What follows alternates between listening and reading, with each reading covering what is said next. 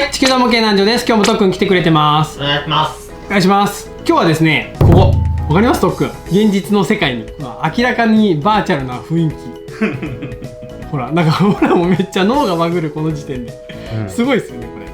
ブラックホールと言いますか、それでは言ってくだちいと言いますか。ガンツわかる？タイちゃんこんな黒い物体があるんですよ。このボックスの中にあるものが隠れてます。さあ皆さん目をよく凝らしてみてください。さあ何が隠れてるでしょうか？正解はここにですね、くる正面どこだ？ハロってわかる？これくるくるでハロになる。これ緑色なんだけど、ハロってわかる？これあ、こうすればいいんじゃん。ハロと実はですね、もう一個隠れてるんですよ。じゃん、戦車が隠れてたんですね。すごくない？とっくんこれ。そうですね。この塗料めちゃくちゃすごいよね。このちょっとハロのちょっと残念感はあれなんですけど、今回はですね、紅葉オリエントジャパンさんの黒色無双について、紹介したいと思います。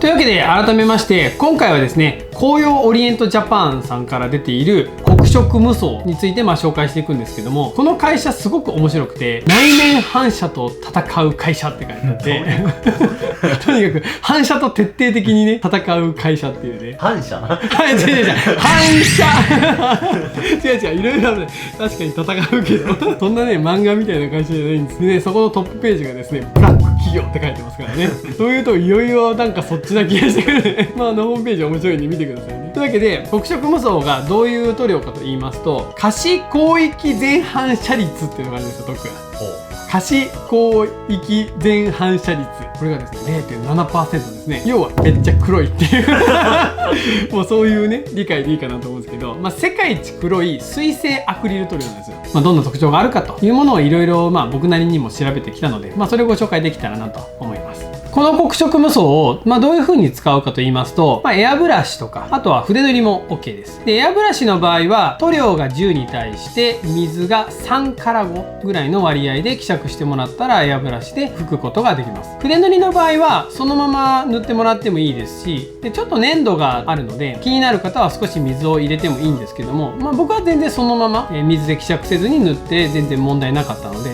そこ筆塗りは希釈しなくてもいいのかなと思います。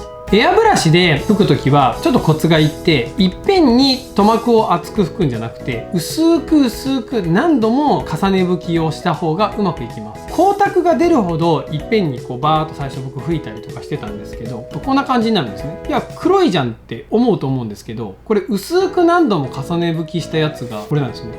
ほら全然違くないですか？そうですね。これいっぺんに塗って光沢出るほどやっちゃうと、なんか仕上がりが若干白っぽくなるんですよ。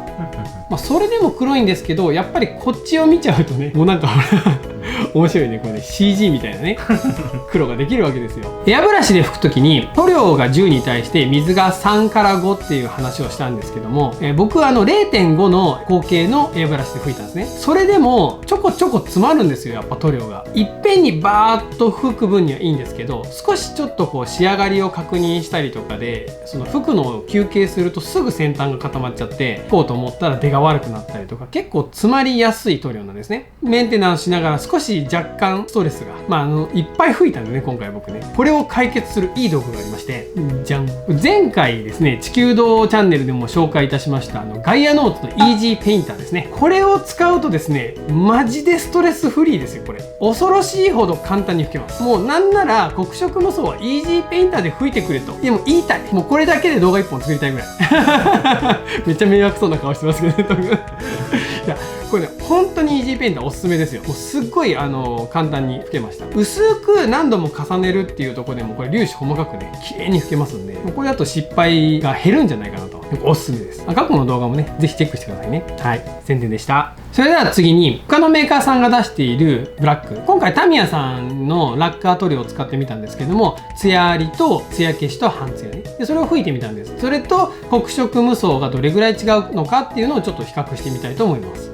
それではですね、タミヤのラッカー塗料のまずはツヤ消しブラック、ツヤがないですね、半ツヤ、半分ツヤが出ましたね。続きましてツヤありブラック。普段はだからこのツヤ消し、半ツヤ、ツヤありってねブラック3種類あるんですけども、そこに今回の黒色無双全然違いますよね。違いますね。でもこれだからなんて名付けていいかわからない黒さなんで、地球堂では艶消し、半艶、光沢、無双と、もう無双というジャンルでいいんじゃないかなというぐらい、これぐらいの違いがあります。それでですね、この黒色無双なんですけども、少し弱点がありまして、とにもかくにももう本当に塗膜が弱いんですね。黒色無双を塗った状態なんですけど、ちょっと爪立てただけでほらこれね、もう完全に剥がれちゃうんですよこれ。しかもこれ全然力入れてないですからね。だからほんのちょっと角が当たっただけでこんなに簡単に取れちゃうんですね。塗膜は弱いんでどうにかこう解消できないかなと思いまして、いろいろ試してみたんですね。アクリル専用の薄め液で塗装してみました。全然希釈はできたので、特にね塗膜が強くなるというわけではないですよね。アクリルじゃダメです。続いてはサーフェイサーを拭いて、でその上から黒色無双をやってます。サーフェイサーをしてるんで少しは期待してるんですけど、どうでしょうかね。これはちょっと実験してないんで分かんないんですけど、でも若干剥がれにくい。でもしつこくやるとやっぱ剥がれるな。わずかに耐えるって感じかなね。わずかに耐えます。でも引っかき傷残ってますよね。ここにほら光沢が出てきちゃってるもんね。その根元は耐えてるけど、やっぱ表面の部分はもう全然ポロポロ取れちゃってるよって感じですよね。最後これショーアップさんのプライマー吹いてるんですよ。これでやってみます。